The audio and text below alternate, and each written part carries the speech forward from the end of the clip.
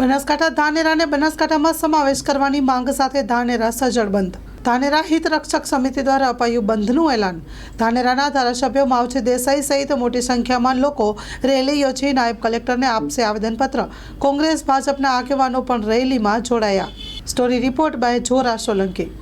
છેલ્લા 4 દિવસથી જ્યારથી બનાસકાંઠા જિલ્લાનું વિભાજન થયું ત્યારથી માંડીને ધાનેરાની પ્રજા કે જેને બનાસકાંઠા જિલ્લામાં રહેવું છે એટલા માટે આજે છેલ્લા 4 દિવસથી વારંવાર ફોન પણ આવ્યા અને એના ભાગરૂપે આજે હિત રક્ષક સમિતિ અને સર્વ સમાજના લોકોએ ભેગા મળીને સંપૂર્ણપણે ધાનેરા બંધ રાખવાનો નિર્ણય કર્યો.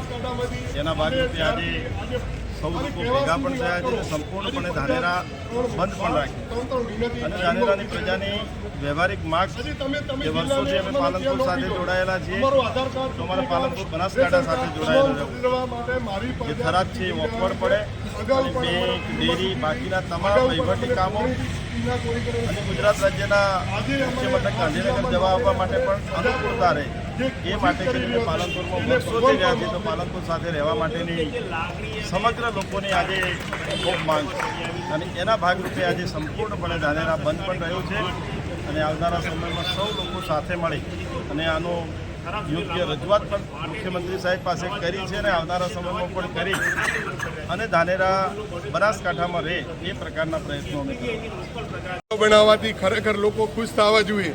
એની જગ્યાએ લોકો દુઃખી કેમ છે એ આપ પણ જાણો છો અને આપણા મીડિયાના માધ્યમથી હું પણ સરકારનું ધ્યાન દોરવા માગું છું કે આ અહીંયાની રાજનીતિ છે એ કિન્નાખોરીની રાજનીતિના કારણે અમને ધાનેરા તાલુકાને જ્યારે થરાદમાં નોખવામાં આવે છે બિલકુલ થરાદની અંદર અમારે જવું જ નથી. એનું કારણ કે અમારા છોકરા ભણતા હોય તો ગાંધીનગર, મહેસાણા, અમદાવાદ એ બાજુ ભણતા હોય છે. કોઈ હોસ્પિટલનું હોય તો ત્યાં આગળ અમદાવાદ એ બાજુનું કોમ હોય છે. અમારે હવે થરાદ અને વાવ થરાદ બાજુ જવાનો ક્યાં વાત આવે છે. એટલે અમારું કામ જો કરીને અમે રિટર્ન આવતા હોય તો રિટર્નની અંદર અમદાવાદથી અમે આવતા હોય ને તો પાલનપુર ઊભા હોય તો રાજસ્થાનનું ગાડીઓનો સાધન બાડમેરનો કે જેસલમેરનો કે કોઈ પણ માણસ જતો હોય તો પણ અમને ધાનેરા છોડીને જાય. હવે થરાદની અંદર અમે ઊભા હોય તો થરાદથી કઈ સાધન આવવાનું છે? કોઈ રેલવેની ત્યાં વ્યવસ્થા નથી, કોઈ જાતની વ્યવસ્થા નથી. આજે બનાસ ડેરી છે તો પણ પાલનપુરમાં છે.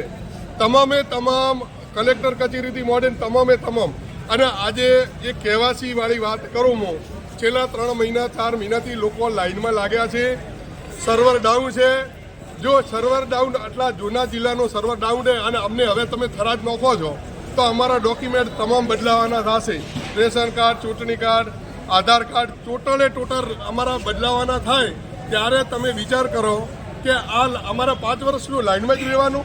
ધાનેરા હાથે આ કિન્નાખોરી વર્ષોથી ચાલી રહી છે અને ધાનેરાનું રાજકારણની અંદર મારે તો દરેક રાજકીય વ્યક્તિને મારી વિનંતી છે કે હવે તમે કોંગ્રેસ, ભાજપ, આમ આદમી કે જે બી હોય તમામે તમામ લોકો એક થઈ જાઓ. નહીંતર આવનારા સમયમાં આ પ્રજા તમને રાજકીય ક્ષેત્રે તમારે માફ નહીં કરે અને તમે પણ પાપ કરો છો.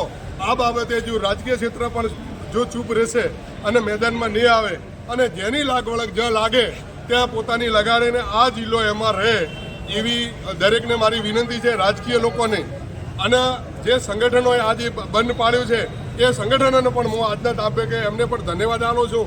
કારણ કે તમે આજે રાજકીય લોકો અવાજ નથી ઉઠાવતા અને સંગઠનો ઊભા થાય છે સ્વયંભૂ.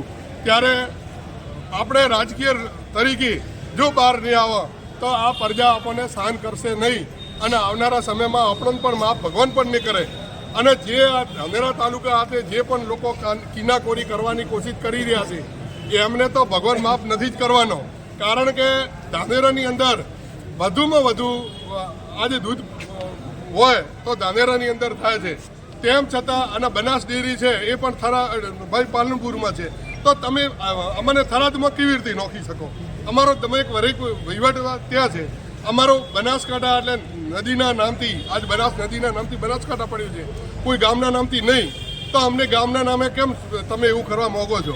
એટલે દરેક વ્યક્તિ આ બાબતે બહાર આવે અને આ આક્રોશ આપણે જાળવી રાખીએ અને સરકાર સુધી પહોંચાડીએ અને સરકાર આ વાતને આપણી ન સ્વીકારે તો આવનારા સમયમાં આપણે જે પણ કરવું પડે તો એ કરવા માટે આપણે તૈયાર છીએ.